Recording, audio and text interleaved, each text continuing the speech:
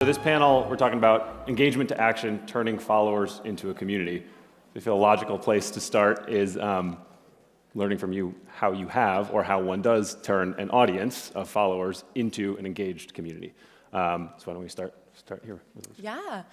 I feel like, honestly, your audience will come to you if you allow them to. The audience that you want to curate, if you want to be in the fashion world, just start doing that content. If you want to be in the makeup world, start doing that content, and they will come to you. It's a lot easier, I think, than people think. Building a community, it just depends on what community you're searching for.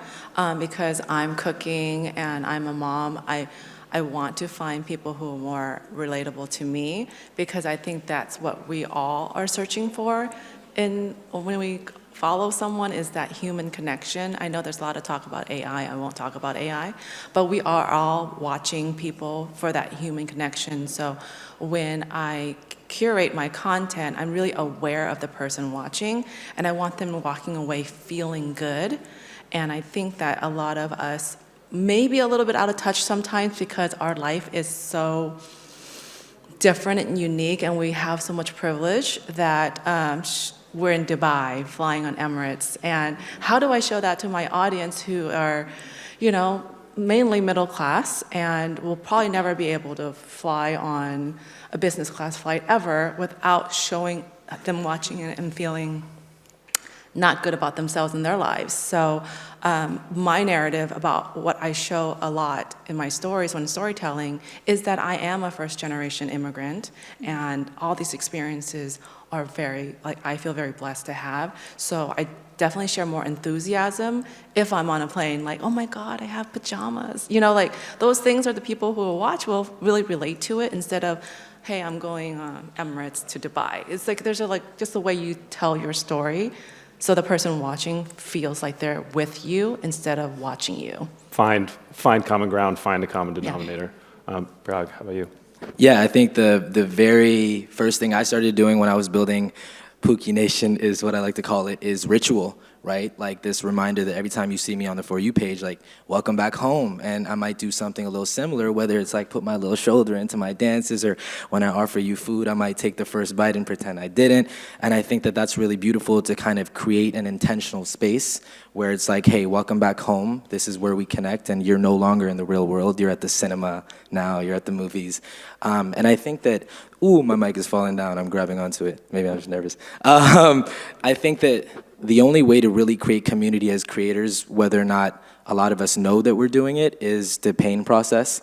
There's no way to be relatable unless you feel the people's pain. There's no way to feel the pain of the millions and millions of people unless you do that healing work on your own, whether that is accepting that you're lonely, accepting that you're heartbroken, or accepting that, you don't feel connected to community, so you kind of compensate for that through your content.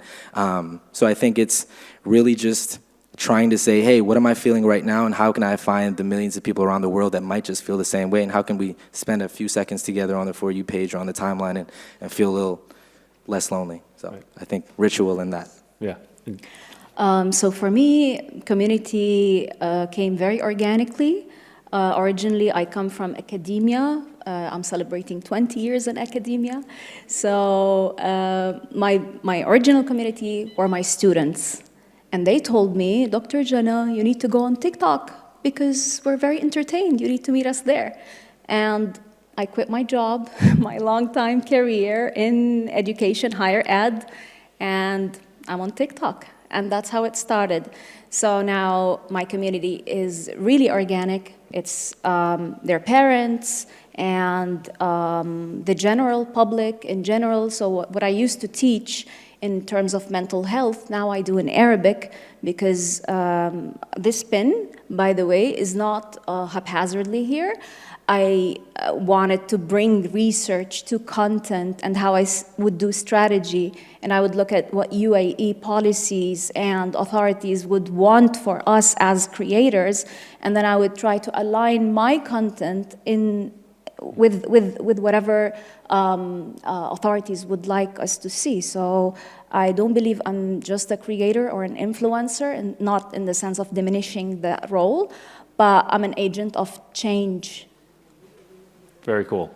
Do you guys feel these are all strategies in building a relationship with that person in the audience? Is there anything you do intentionally, whether intentional or not, to take an audience and allow them to interact with one another, to build a sense of community among your followers versus just one follower to you, the creator? Is there anything you've done to be able to do that? Is that something you're even thinking about at all?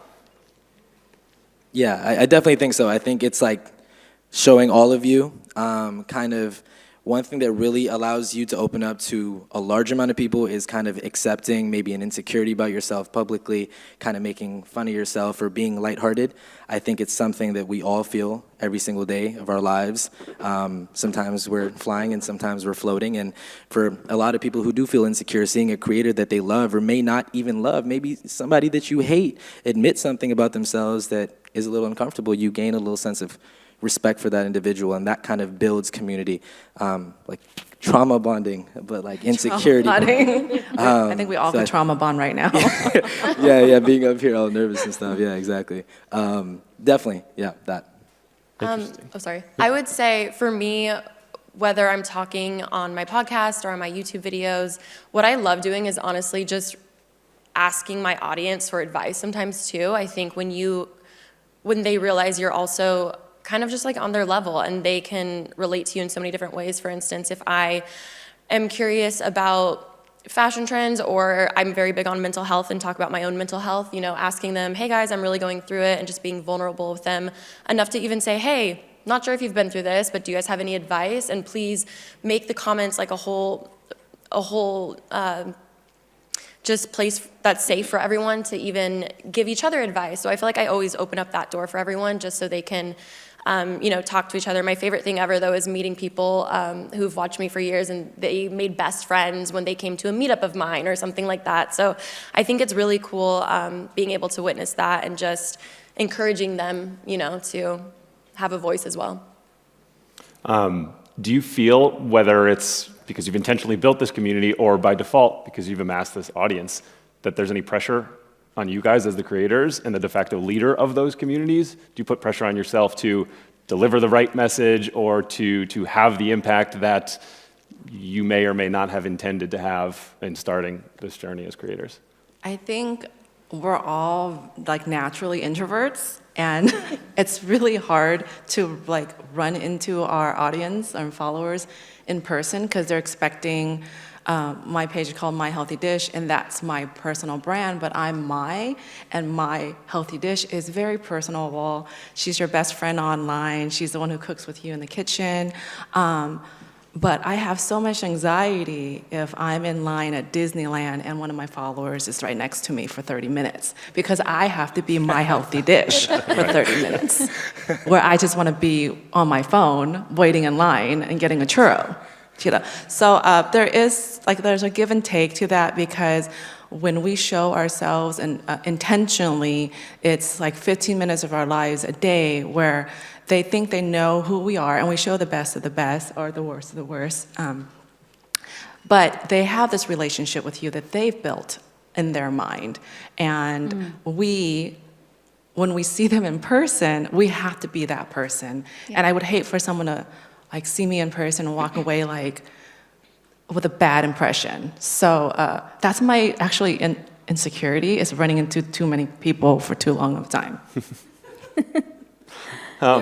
I guess, is there a desire, or maybe some of you have, to kind of use your audience to create a real world impact that can exist maybe outside of the social media space or outside of a platform? Creating space for dialogue right there in the comment section is fantastic, but does that bridge a gap into a real world? Have any of you taken that initiative and tried to put on an event, or whether it is a meet and greet, or motivated your community to go out and do something and have an impact on the world? Never a meet and greet. Never. Maya wants her audience as far away from her as possible. Just kidding.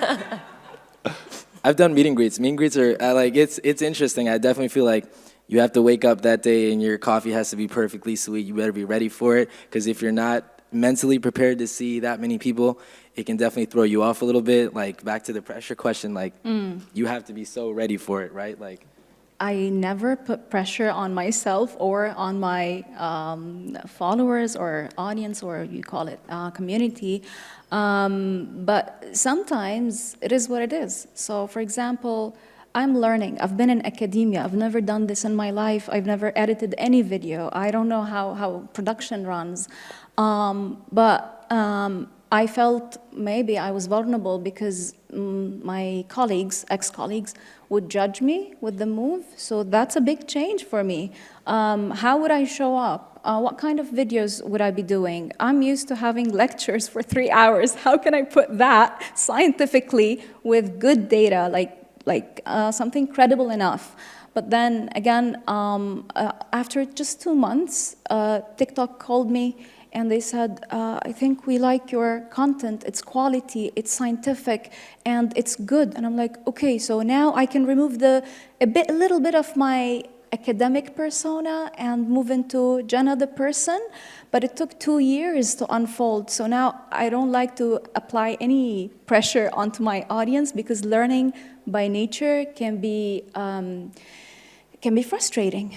Do you think, I mean, given what you do in your content, do you think having that persona, that academic background, lended you the credibility to gain that trust in the beginning? 100%. A lot of people, a lot of creators are now selling master classes, courses, what have you, but maybe intentionally or unintentionally, they have no idea what's best for different types of learners.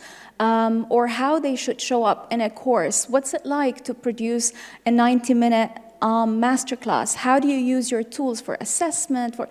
I can talk for hours about this, but to sum it up in a few seconds, I think that's one main, as they say, content is king. So imagine coming from a background where it's solid.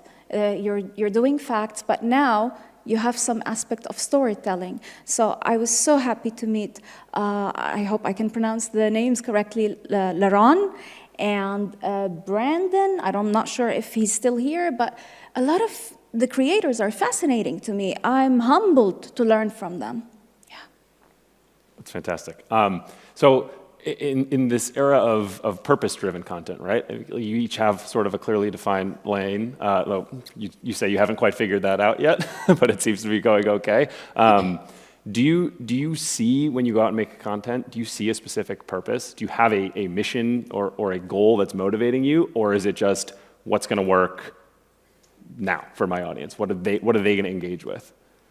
For me, I really feel that my purpose for videos is to make people smile or even have an escape. Like I mentioned, I can struggle with mental health, and the best feeling ever is when you are out of that for a second and you can escape. So I've always, even in 2020, I felt so passionate that my job right now is to give people an escape. And I would always do a little blurb in the beginning, kind of explaining that I'm like, as much as we're slammed with news 24/7 of different things, and I really feel so protective over my audience where I just want them to feel like this is a safe space. And if they can even just, get out of their life, if they have a really bad relationship with their parents or something, they can use my videos to escape. And that's always been something that I've been very passionate about. So I try to keep things not too political in that sense, but also inspiring them to also use their voice. It's taken me years to learn to use mine. I'm also an introvert. I think most creators are introverts, which is so crazy because we suddenly are fine to talk to a camera. But yeah, I think kind of just being that example of I never saw myself doing public speaking, but here I am at an amazing opportunity, and you guys can do this too. And if you don't feel like you have a voice, like you still do, and trying to encourage them to also use it. Yeah. My healthy dish, is there something mission-driven in the food, or is it beyond that for you? Well, I've evolved a lot. 13 years ago it was just photos on Instagram. It was so easy. And as evolved to videos, to 15-second videos, to minute videos, to now all multiple platforms, I knew that I couldn't be too much of an introvert and hide behind the camera. So I actually enrolled in acting classes and public speaking more. And I have a theater background, but it was just more like fine-tuning. So it was like Wednesday nights at Berkeley, I would do improv classes because I knew that the camera and video was where we were leading to. But yeah, I just feel like right now the content is constantly evolving, and I can't say like tomorrow it'll be the same or next week, but I can watch it from year to year and know that I've become a better creator each year, and the content is becoming more and more what I'm more proud of. So yeah, ask me again next year, I might not even be cooking. There you go. You know? Opening this up to the group, Steve, I feel like got a money question in on every panel, so I don't want to be left out. Let's accept the premise that we've gone from audience into community. Are there new and maybe better ways to monetize that community? And are those two things at odds, from building a community and that sort of deep engagement, and also using that to drive revenues and increase how much money you guys are making as creators? I just want to talk about my cookbook real quick. Healthy My Way is available on sale on Amazon, 30% off right now. So cookbooks are really hard to sell. It's like because you could go on TikTok and watch a 60-second video and get that recipe for free, or go on a blog to get the recipe for free. So I knew coming into writing that cookbook 3 years ago that I had to really have my audience really engaged in supporting me as an author and not buying the book for recipes, because they could make my recipes online whenever.